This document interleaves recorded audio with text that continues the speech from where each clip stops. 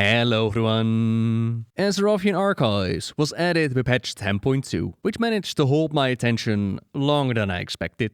I noticed bits and pieces of story slowly being revealed, but eventually I did get bored with it, and I didn't finish collecting the reputation or the lore. I know, great shame. Thankfully, there is Discordian Kitty over at Wowhead who stuck with it and gathered the story for us. But then it got a little bit weird, cause the story that we got is mildly confusing, as they put it. Some of the story doesn't really mash up with what we've been given so far. But before that, for those not in the known, what is the Azerothian Archives? Well, I've heard it described as a small taste of what delves in the War Within are going to be like. This, combined with the mapping that we saw in the Zarlek Caverns, it could be an indicator, a preview for the delves, but of course, we'll know more when the War Within actually becomes testable. The Archives content, that is split into two sections. One part has you meet the members and learn how they operate, how to perform the task needed for the Archives, as well as unlocking world quests. The team consists of Edward Dellengrige, Forsaken, with a massive obsession for the blue dragon Sindragosa, Raska Rocktooth, a shaman orc who uses elemental abilities to uncover the earth.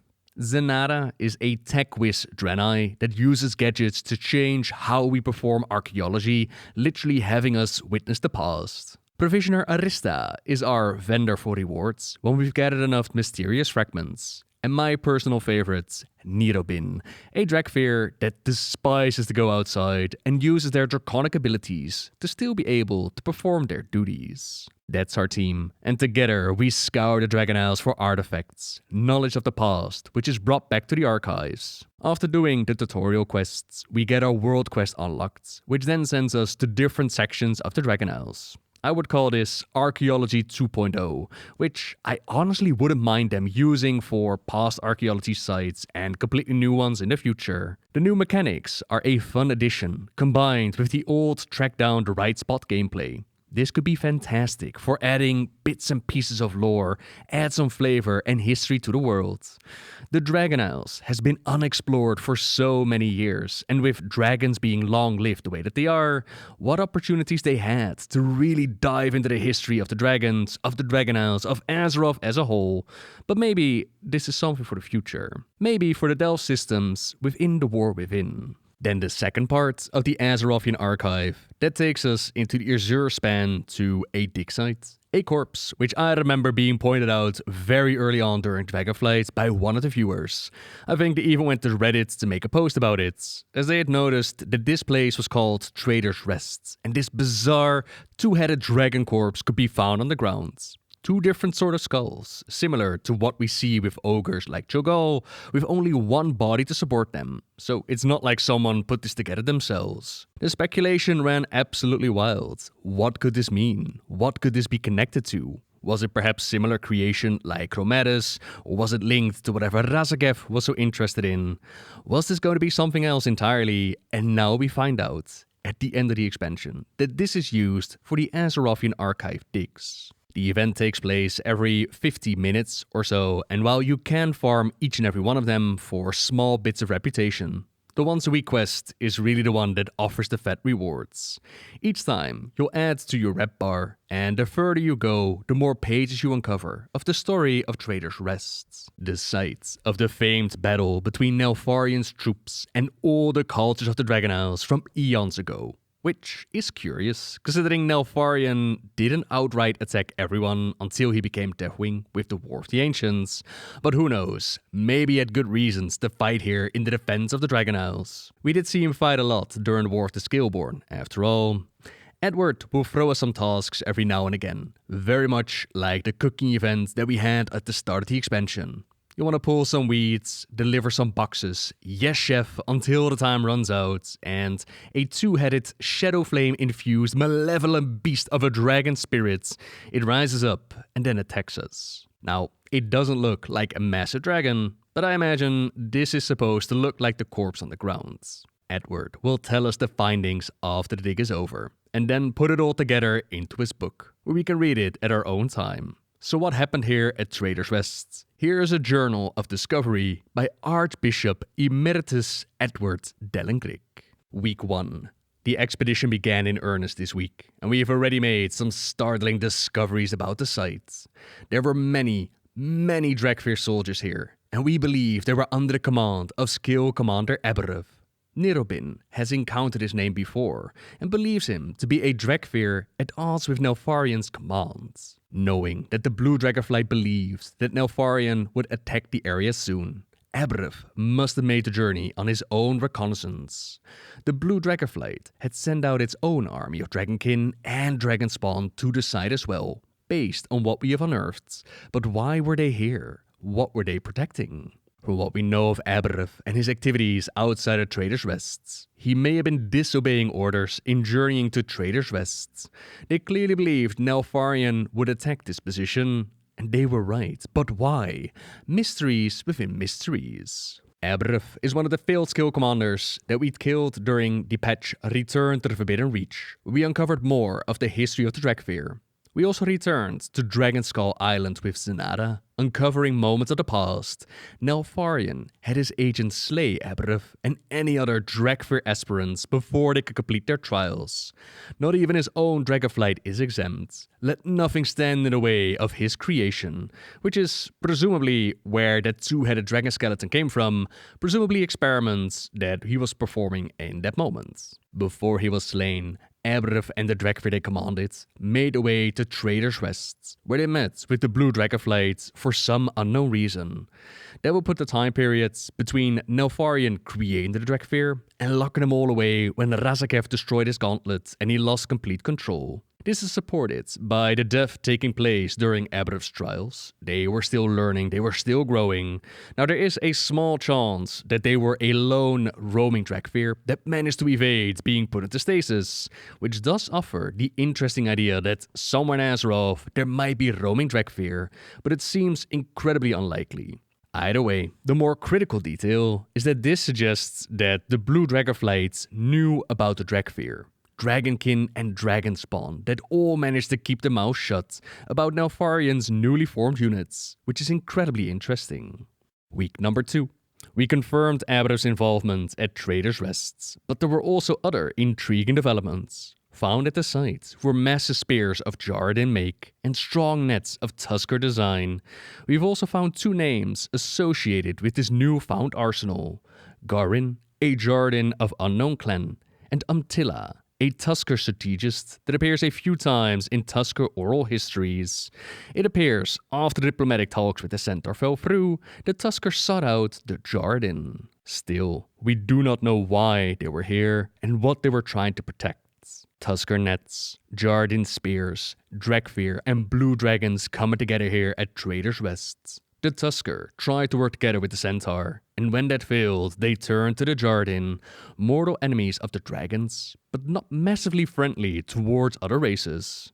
An allegiance was managed, trade took place, fish for harpoons to slay dragons, the peaceful TUSKAR seemingly at war with dragonkind. Now the somewhat hostile DJARADIN, they're willing to negotiate with the TUSKAR. But then again, they were willing to ally with the Primal Incarnates as well. The enemy of my enemy is my friend after all. Week number 3. The plan seems to be unfolding in front of us. Jarin volunteered to bait the two-headed monster that Neltharion sent to harangue them. Umtila was seemingly upset at this prospect, which leads me personally to believe there was something more to their relationship than a simple alliance. This inference was not well received at camp, but no one could deny there were certain underpinnings. More importantly, however, we have now definite proof of Neltharion's involvement from their documents. Garin, the DJARADIN bane of dragons and proto-dragons alike, was gonna play as bait for the monster, which the TUSKAR Umtila was not down with. Edward has some romantic musings about this. Was this an unlikely friendship or something else? That aside, Neltharion's involvement has been proven, but we still don't know what Neltharion would want with Traitor's Rests. Week number 4. What a triumphant week we have had. Clues we have uncovered point to objects and artifacts being moved from the Azerothian Archives here and then on to other destinations for safekeeping. It appears that Sindragosa got word that Neltharion planned to steal a tome of some import from the Azerothian Archives. She did not know which one, but she had her suspicions. She feared Traitor's Rest may be a distraction, but couldn't chance it. The script becomes looping as Edward writes the last few sentences of this page. And I have found a piece of history most precious to me, a scrap of paper that Sindragosa touched and put her quill to. If I were a lesser man, I would keep it for myself, but alas, history must be preserved. If our timeline is accurate, then that would mean Sindragosa had her suspicions about Neltharion way before the War of the Ancients played out and his betrayal became known for all to see. We already found records in which she ponders to herself about sharing her misgivings with Malygos, but seeing how close Malygos is to the Black Dragon aspect, she decides to keep it to herself. That was about the Dragon Soul. But here she's worried about, at the time, their ally stealing a tome and using Traitor's Rest as a distraction. So worried about it, in fact, that she was willing to work with the TUSKAR and the DJARADIN, but we still don't know how our esteemed group achieved victory. Week number 5. If this dig site were a novel I was reading, I would not be able to put it down. Jarin, our hero DJARADIN, was in fact a turncoat and in league with Neltharion. He and his men fought Aberth and Antilla's forces as Neltharion's proto-dragon made its attack. It appears that Jarin fell early in the battle, and Antilla's bone dagger was found near his remains. If what I suspected about them were true, I would not have blamed her for felling the man herself. We do not, as yet, know what happened to Antilla or Aberth, but we know Neltharion's two-headed experiment was not contained. It's uncertain so far what finally caused its demise. And that's how the place earned its name Traitor's Rest. What was building up to an extremely interesting new look at the DJARADIN and their capabilities of forging allegiances, it turned into making them the bad guy once again. Except this time, they're in league with Neltharion, their most hated enemy. This is in a time where the Dracthyr are around, so not a period of time which we are completely unfamiliar with. And we know that the DJARADIN and the dragons, they've been at each other for quite a while at this point. Their war would reach such levels that the DJARADIN were willing to side with Iridikron. That is how much they hated him and the dragons. But now we read that they're willing to work with him. I genuinely wonder why. Really interesting. No mention of what happened to Tome as of yet, and it's uncertain what finally caused the creature's demise. But Edward is certain that we'll solve the mystery at the next reputation level. We now know what happened to Antilla and Aberth. As the last two heroes standing, they were able to stall the monstrosity long enough for help to arrive, in the form of Sindragosa herself. Once Sindragosa had confronted Neltharion at the Azerothian Archives, and knew for sure the tome he desired was hidden elsewhere, she came to our hero's aid in their time of direst need.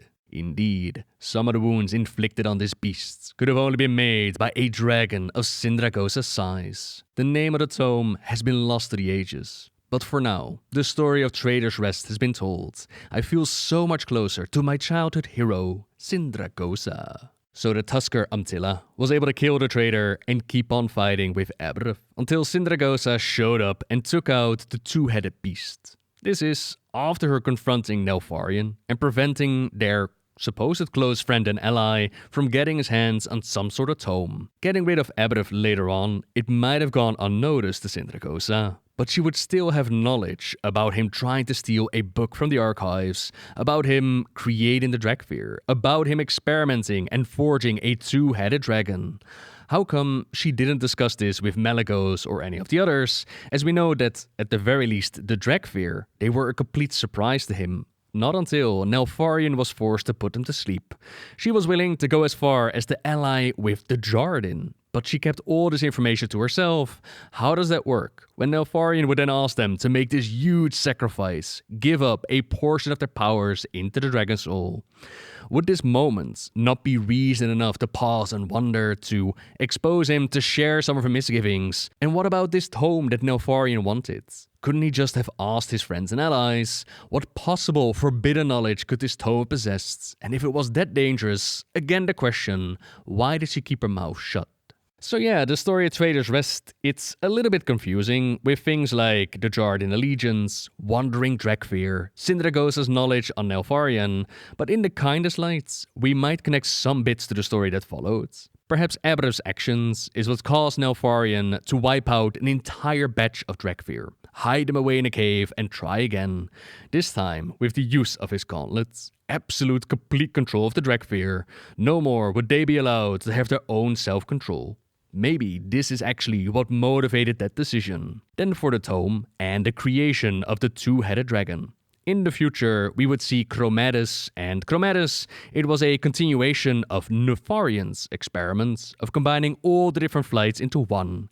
Little did he know that dear old dad already had created Dracthyr and two-headed dragons before, but regardless, the five-headed dragon was quite the accomplishment. So powerful, in fact, that the aspects were unable to completely get rid of it. Imprisonment was their only way to go, and I remember that sparking life into the creature, it involved sacrificing Aragos, child of Malygos, and harnessing the power of the Nexus. Perhaps that is what the story of Traitor's Rest is trying to link itself with. The early stages of that eventual creation. But man, wouldn't it have been cool to actually see Chromatis in action during Dragonflight itself? I honestly can't think of a more perfect expansion to put it in. But then again, making a five-headed model, it might offer challenges on its own. Who knows? But now you're up to speed on the story of Traitor's Rest and the Azerothian Archives. I'm really curious to see what digs are going to bring us in the War Within. But for now, thank you very much for watching, everyone. Subscribe if you like my videos. Ring that bell to be notified in the future. And until next time. See ya!